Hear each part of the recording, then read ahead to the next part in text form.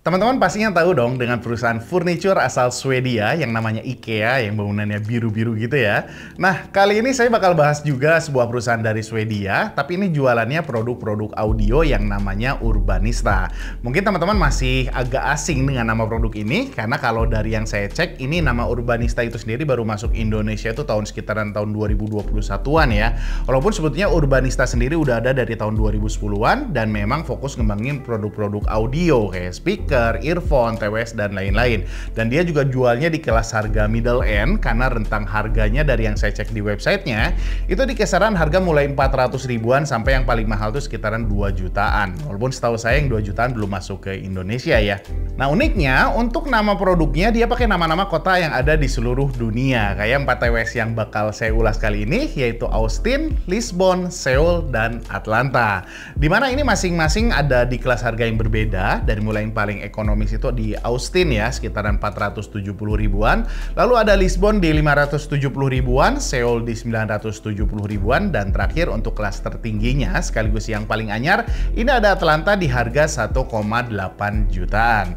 Nah, untuk desainnya sendiri yang Austin ini tipe standar earphone ya, dengan ada bentuk rodnya, bentuk mikrofon dan komen TWS-nya, jadi mirip-mirip AirPod lah kurang lebih ya. Lalu yang Lisbon ini dia sedikit unik karena sebetulnya dia tipe standar earphone juga, tapi bentuknya nggak ada perutnya ya, jadi hanya bulat kecil aja dan dibungkus karet lagi supaya nggak gampang jatuh dari telinga kita. Sedangkan yang Seoul ini tipe in-ear dengan rod di bagian sampingnya, dan yang terakhir yang paling kasta tertinggi ya, ini ada Atlanta, bentuknya mirip banget dengan yang Seoul karena sama-sama tipe in-ear dan sama-sama punya rod di bagian sampingnya. Jadi sepintas tuh kayak nggak ada bedanya ya untuk yang Atlanta dengan Seoul kecuali bentuk casingnya. Nah, untuk fiturnya ini biar lebih enak kita langsung bandingin aja ya untuk spesifikasinya, dimana kayak yang teman-teman lihat di tabel ini untuk jenis drivernya semuanya pakai satu dynamic driver, sedangkan untuk ukuran drivernya sendiri 3 TWS pakai 10 mm driver kecuali yang Austin ini pakai yang 13 mm. Untuk fitur ANC-nya hanya ada di Atlanta dan dia udah pakai hybrid ANC ya, yang kalau dari yang saya coba kualitasnya juga oke banget buat ngereduksi suara di sekitar kita ya, terutama karena dia punya passive noise yang memang udah bagus ya di Atlanta ini. Nah, sedangkan untuk yang ENC-nya ini ada di varian Seoul dan varian yang Atlanta. Nah, untuk transparansi mode-nya sendiri ini hanya ada di Atlanta. Ini juga dari yang saya coba berfungsi dengan sangat baik ya, supaya kita bisa dengar suara ambience di sekitar kita. Lalu untuk Bluetooth-nya sendiri pakai yang 5.2, kecuali Austin sebenarnya dia udah pakai 5.3. Walaupun sayangnya untuk kodeknya di Austin ini belum support AAC, jadi baru SBC aja ya. Kalau yang lain udah support AAC dan SBC. Berikutnya untuk delay-nya hanya Seoul yang dibekali dengan gaming mode yang saya coba juga cukup cepat, yang nanti hasil tesnya bakal saya kasih tahu juga di bagian akhir. Lalu berikutnya untuk kontrol volumenya di TWS-nya ini hanya ada di Atlanta, yang lain masih harus merubah volumenya dari HP-nya. Lalu untuk water resistance-nya sendiri dia ada di IPX4, kecuali yang Lisbon ini saya nggak nemu informasinya, nggak tahu apakah tersertifikasi atau enggak ya, tapi amannya berarti jangan kena air. Kemudian untuk daya tahan baterainya ini benar-benar sesuai dengan harganya ya, dari mulai Austin yang paling ekonomis dengan di total playtime itu sekitaran 25 jam termasuk casing, sampai yang paling lama itu Atlanta di 44 jam, dan untuk ngecharge-nya semuanya udah pakai USB Type-C, sedangkan untuk yang wireless charging baru support di Seoul dan Atlanta aja, dan ini semuanya udah tercover warranty selama 1 tahun. Untuk fitting di telinganya, dari yang saya coba ini semuanya udah gak gampang jatuh dari telinga saya, termasuk yang Lisbon ya, karena dia walaupun dia standar earphone, tapi dia udah dikasih karetnya ya, jadi dari yang saya coba dia agak susah jatuh dari telinga saya, kecuali yang Austin ini nggak saya rating karena dia murni tipe standar earphone, yang pastinya ya gampang jatuh dari telinga kita. Nah, untuk build quality-nya sendiri ini mirip banget ya, baik desain maupun materialnya, dia finishingnya udah sempurna walaupun nggak kelihatan mewah ya. Dan terakhir untuk passive noise-nya di Seoul masih sedikit kedengaran bocor, tapi di Atlanta ini udah kedap banget ya. Sedangkan untuk yang Austin dan Lisbon nggak saya rating karena memang dia sama-sama tipe standar earphone, termasuk yang Lisbon walaupun dia ada karetnya, tapi suara di sekitar kita masih gampang banget untuk kedengaran di telinga saya. Jadi kalau dilihat dari spesifikasinya, Urbanista ini tuh nempatin brandnya ada di kelas TWS premium sebetulnya ya, barengan dengan JBL, Sennheiser, dan kawan-kawannya. Karena fitur-fitur kayak ENC, ANC, dan lain-lain baru muncul di TWS harga 900 ribuannya. Berikutnya kita coba bahas untuk keluaran suaranya. Kita bahas berurutan ya, dari yang paling ekonomis yaitu Austin, dimana di Austin ini tuh tone-nya ada di pertengahan lah antara warm dan balance, karena dia bassnya sebetulnya kerasa cukup dalam, walaupun rumblingnya masih agak kurang kerasa ya. Lalu untuk posisi mid-nya di sini sedikit ada di depan bassnya, detail vokalnya cukup oke, detail instrumennya juga oke, dan airy-nya juga kerasa cukup lepas ya. Ya wajar, ini standar khasnya, standar earphone gitu ya. Sedangkan untuk treble-nya di sini cenderung ke relax, relatif berimbang dengan tone mid-nya, dengan perkusi yang di sini tuh nggak terlalu tajam ya, tapi crispy-nya masih kerasa enak kok. Untuk soundstage-nya di Austin ini kerasa cukup luas, dengan layer yang juga kerasa banget ya. Untuk imaging-nya juga oke. Dan untuk ukuran standar earphone, di sini volumenya juga udah tergolong keras. Nah, berikutnya untuk yang Lisbon, di sini tone-nya nggak mainstream ya. Jadi dia cenderung ke balance mengarah ke bright. Dimana bass-nya di sini kedengaran ringan aja. Deep-nya sih masih kedengaran tipis-tipis ya, masih kerasa, walaupun masih agak susah banget untuk dengerin rumblingnya. Nah, di sini untuk mid-nya jelas kerasa di depan bass-nya dan treble-nya juga. Jadi di sini vokal dan instrumen mid-nya itu emang cukup dominan dibandingkan dengan bass dan treble-nya. Dengan detail vokal yang cukup oke, walaupun kerasa sedikit kurang lepas ya. Untuk ukuran sebetulnya treble-nya ini cukup agresif. Dimana untuk crispy-nya ini cukup kerasa sparkling, jadi enak buat dengerinnya tapi nggak sampai ke ranah kasar. Berikutnya untuk teknisnya sendiri, untuk soundstage-nya sebetulnya dia cukup luas ya, hanya untuk layernya saya kerasanya sih agak sedikit bertumpuk gitu ya, jadi kurang kerasa untuk layernya. Sedangkan untuk imagingnya sih nggak ada masalah sama sekali, walaupun untuk volumenya sayangnya saya ngerasa ini masih kurang keras ya, jadi masih harus sering pakai di volume 100% untuk kebanyakan musik.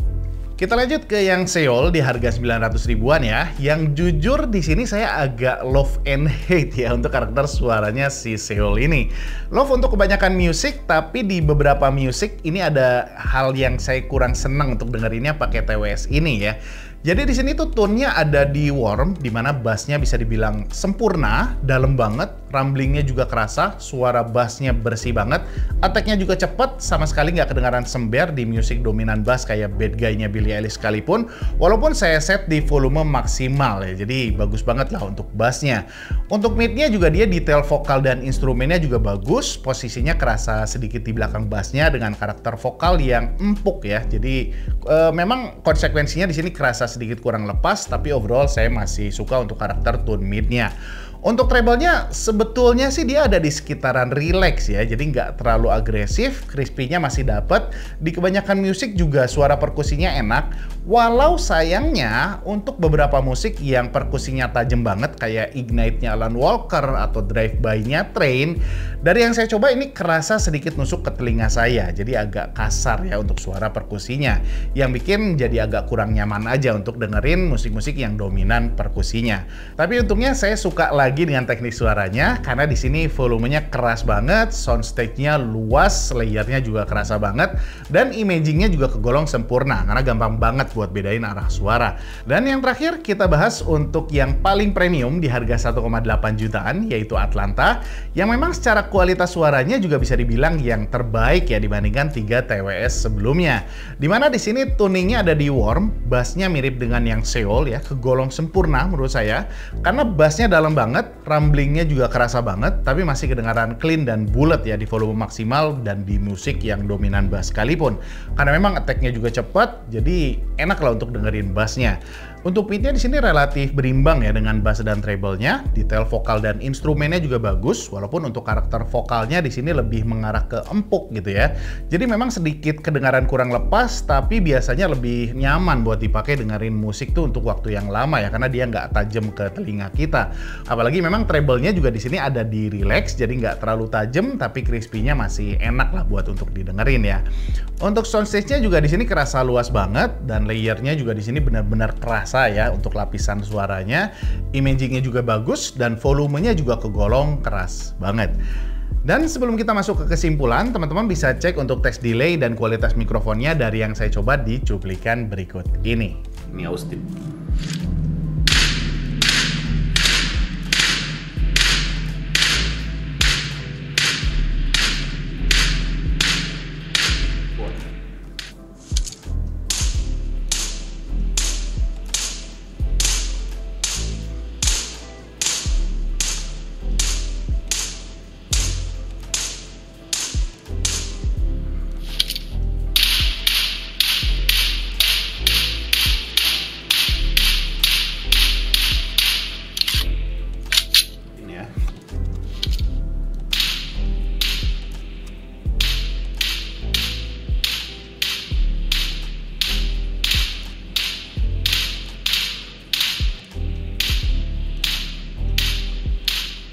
123, ini adalah keluaran suara mikrofonnya Urbanista Austin.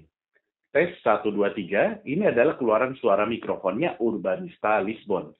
Tes 123, ini adalah keluaran suara mikrofonnya Urbanista Seoul. Tes 123, ini adalah keluaran suara mikrofonnya dari Urbanista Atlanta. Jadi kesimpulannya, dari perbandingan beberapa brand TWS di rentang harga yang sama, untuk fitur jelas Urbanista ini tuh nggak nempatin untuk bersaing dengan TWS-TWS budget ya, kayak Vivan, Olight, dan lain-lain yang memang biasa ngejual TWS 400 ribuan aja udah fiturnya lengkap banget ya. Di sini Urbanista lebih fokus ngejar kekeluaran suaranya yang memang dari yang saya coba bandingin relatif lebih baik dibandingkan TWS-TWS budget. Tapi kalau teman-teman nanyanya apa kelebihan dibandingin dengan TWS-TWS branded lainnya, ini agak tricky untuk jawabannya ya, karena secara kualitas sebetulnya bisa dibilang mirip-mirip lah dibandingkan dengan TWS di rentang harga yang sama. Mungkin uniqueness dari Urbanista ini tuh lebih ke karakter tuningnya kali ya, dimana saat TWS-TWS standar earphone kebanyakan ada di Balance, Austin ada di Warm, sedangkan Lisbon ada di Bright. Gitu juga untuk yang Seoul dan Atlanta, walaupun secara tone-nya masih main di area mainstream yaitu di Warm, tapi dua TWS ini lebih fokus ke suara vokal yang empuk ya, dengan treble yang relax biar mungkin lebih nyaman dipakai dalam jangka waktu yang lama, walaupun harus ngorbanin feel airy yang kerasa sedikit kurang lepas. Jadi ya mungkin sekedar pilihan aja lah buat teman-teman semua lebih suka karakter suara yang seperti apa. Oke guys, itu aja ulasan dari saya. Thanks for watching. Giris out. Assalamualaikum warahmatullahi wabarakatuh.